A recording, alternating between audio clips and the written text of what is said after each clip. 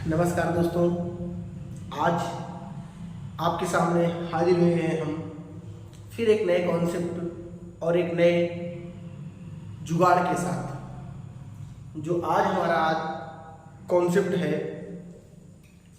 वो बहुत ही आसान है, लेकिन लोग उसको पढ़ा ही नहीं पाते, जिससे वो टफ हो जाता है।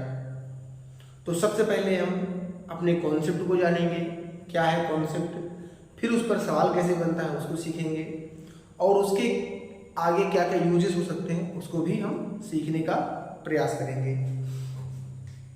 तो हमारा कॉन्सेप्ट क्या है, जैसे हमने कह दिया, कोई भी टर्म है के जो एक कांस्टेंट है और ए गुणे बी गुणे सी डाट डाट बहुत सारे टर्म है, उससे हमें मतलब नहीं है।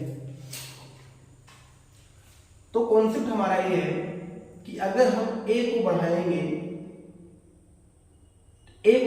तो ए नहीं बढ़ रहा है, तो जितना ए बढ़ेगा उतना ही के बढ़ेगा, जितना ए बढ़ेगा उतना ही के बढ़ेगा, और जितना ए घटेगा उतना ए भी घटेगा, मतलब सब घटेगा, लेकिन हम मेन इस पर टारगेट रहेंगे। तो ए बी सी में कोई एक हमारा जो एक बढ़ेगा, अभी हम एक वेरिएशन की बात करेंगे, सिंगल, हम डबल पर भी बात करेंगे, लेकिन लोग इस पर बात नहीं करते सिंगल पर, इसीलिए हम पहले सिंगल पर बात करेंगे, उसके बाद हम डबल पर बात करेंगे। तो सिंगल का कहने का मतलब कि अगर ए जितना बढ़ेगा उतना ए भी बढ़ेगा, और जितना ए कम होगा उतना ए भी कम होगा। इस कॉन्सेप्ट पर सवाल कैसे बनता है, यकीन मानिए सवाल बहुत ही आसान होता है, लेकिन लोग इसको टाइप 2 पर जाकर, डबल वेरिएशन पर जाकर उसको न जाने किसी तरह का टेक्निक का नाम दे देते हैं। लेकिन अगर हम इसको नहीं जानेंगे तो हो सकता है हमारा एक सवाल गलत हो जाए। तो आइए पहले हम उसको सीखते हैं, फिर हम आगे की बात करेंगे। हमने कहा है क्या, उसको ध्यान रखना, अगर जितना ए बढ़ेगा उतना ए भी बढ़ेगा। आइए इसको समझते हैं। एक छोटा सा सवाल लेते हैं, देखिए सवाल कितना आसान है। कह दिया एक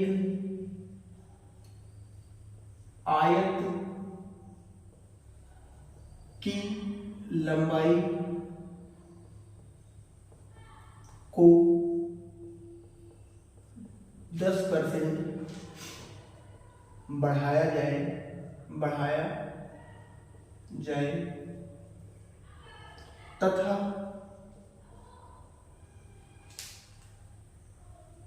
चौड़ाई को नियत रखें तो उसके क्षेत्रफल पर क्या प्रभाव पड़ेगा। तो दोस्तों आप इसको समझ गए होंगे। आइए इसको हम देखते हैं क्या है ये। आयत का क्षेत्रफल की बात कर रहा है, तो आयत का क्षेत्रफल होता क्या है? आयत का क्षेत्रफल होता है लंबाई गुणे चौड़ाई। आयत का क्षेत्रफल क्या होता है? लंबाई गुणे चौड़ाई। तो देखिए हमने कहा ना, गुणा में आ गया। अब लंबाई बढ़ रहा है, कितना बढ़ रहा है? 10%, और चौड़ाई पर कोई फर्क नहीं पड़ रहा है, तो हमारा क्षेत्रफल भी कितना बढ़ेगा? जितना बढ़ेगा लंबाई उतना ही क्षेत्रफल बढ़ेगा। तो क्षेत्रफल पर क्या प्रभाव पड़ेगा? क्षेत्रफल भी हमारा कितना परसेंट बढ़ जाएगा? 10% बढ़ जाएगा। हो गया हमारा उत्तर। अगर हमें आता है तो 1 सेकंड लगेगा, नहीं आता तो बहुत टाइम लगेगा। हो गया हमारा उत्तर इस सवाल का। लंबाई हमारी कितनी बढ़ी? 10%, तो क्षेत्रफल भी 10% बढ़ेगा। इसी तरह के हम बहुत सारे सवाल बना सकते हैं। अब यहां पर कुछ और आंकड़ा ले लें, हमने कहा 20%, तो हमारा उत्तर कितना जाएगा? क्षेत्रफल 20% हो जाएगा। अभी हम बेसिक पर बात कर रहे हैं, इसके एडवांस लेवलों पर भी बात करेंगे, जहां पर कह रहा होगा कि लंबाई इतना बढ़े, क्षेत्रफल नियत है तो चौड़ाई कितना कम करेंगे। तो उन सवालों को भी हम करेंगे, और उस पर कैसे मिक्स सवाल बन सकते हैं उसको भी हम करेंगे। लेकिन पहले शुरुआत तो करें हम। तो मेरे दोस्त, अगर ये 20% बढ़ा तो ये 20% बढ़ेगा, तो क्षेत्रफल 20% बढ़ेगा। क्षेत्रफल की जगह, लंबाई की जगह में चौड़ाई भी कह सकता है वो। तो ओवरऑल हमारे कहने का मतलब ये है कि एग्जाम में कभी सवाल आए, फिर से एक बार उस कॉन्सेप्ट को समझने का प्रयास करते हैं आपके लिए। अगर के कोई कांस्टेंट टर्म है और ए गुणे बी गुणे सी और बहुत सारे हो सकते हैं, तो अगर एक बढ़े और इन सब में कोई परिवर्तन ना हो तो जितना ये बढ़ेगा या घटेगा उतना ही कांस्टेंट टर्म पर प्रभाव पड़ेगा। अगर 33.33 बढ़ेगा तो 33.33 भी बढ़ेगा। जितना भी बढ़ेगा तो खर्च से खर्चा बराबर होता है खपत गुणे मूल्य, एक सॉल्व करके ले लेते हैं।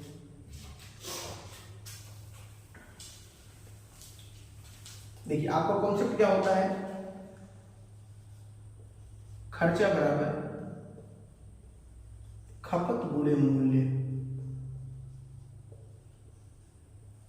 तो हमने कहा किसी व्यक्ति की खपत बढ़ गई है 16 से 2/3% और मूल्य में कोई परिवर्तन नहीं है, नो चेंज है, तो खर्चा कितना बढ़ेगा? अगर ये बढ़ा है 16.23 तो ये भी 16.23% क्या होगा, बढ़ेगा।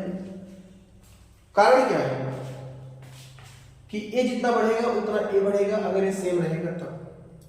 अब हम लोग सीखते क्या है कि इसको बढ़ाया x + y xy/100, उसको भी हम सीखेंगे, उसके अलग अलग वेरिएशन को भी सीखेंगे। लेकिन हमने जो आज बताया आपको समझ में आया होगा, क्योंकि उसको तो हम पढ़ेंगे ही पढ़ेंगे, लेकिन इसको छोड़कर पढ़ें ये जरूरी नहीं है। तो जो कल पढ़ेंगे वो अलग बात है, या उसको हम आज ही ले लेते हैं समझाने के लिए आपको। आइए उसको आज समझते हैं। चलिए इसको मिटा के समझाते हैं आपको। कॉन्सेप्ट क्या है, अगर जैसे मान लीजिए कि कोई वेरिएशन है, कि कोई कांस्टेंट है ए बी गुणे सी, अगर हमने इस पर बढ़ाया तो 2 पर बढ़ाया तो 2 पर यहां पर बढ़ेगा, तो वृद्धि पर वृद्धि होता है तो सक्सेसिव वृद्धि होती है, सक्सेसिव इंक्रीज होता है। तो इसके लिए फार्मूला होता है x + y + xy/100। बढ़ेगा तो प्लस, घटेगा तो माइनस होगा, इस बात को ध्यान रखना है। तो ये फार्मूला होता है।